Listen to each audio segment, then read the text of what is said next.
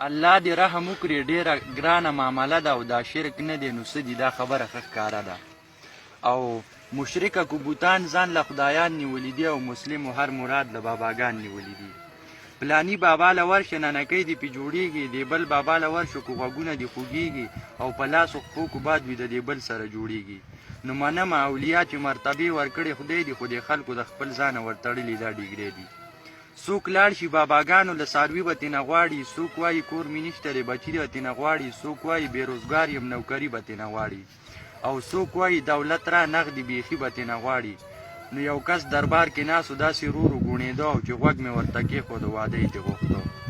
یو څو ښځې راغلې وې د عمر نه پخې وې، په چغو باندې سر و غورځول یې بورقې وې، چې خیال مې ورته وکړو بس د کوپر نظارې وې او چاپېره د زیارت ته په سجده باندې پرتې وې.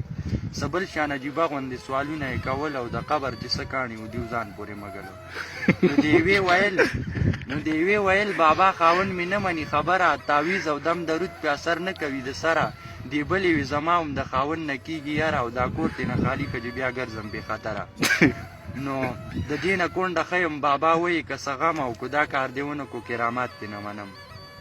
دې بلې وی بابا چې جهنم دې راته کور و، غلطي مې پکې نشته، بېګناه سوځم په اورو، او د زوی دا زړه مې که د خپلې ښځې نه ته تور او یا مړه دغه بلا که چې شم خلاصه د انګورو. نو ماوې خانه دا سوال دې د کوو قابل خو نه دی، او یې ترورې دا بابا دی اجرتي قاتل خو نه دی. دا ښځې چې انګاره بیا په لار مشغولېدلې، یو بل سره یې خپلې مسلې بیانولې. د یوې ویل بېګا مې ټوله شپه خپې خوږېدلې او سهار وختي خو ځکه دې بابا له هم راغلی. نو دې بلې وې ساده ښځې د ده کار خو بدل دی، دې نورو مسلو دی، د خپو بابا خو بل دی. ډېر ښه جنید ډېر ښه.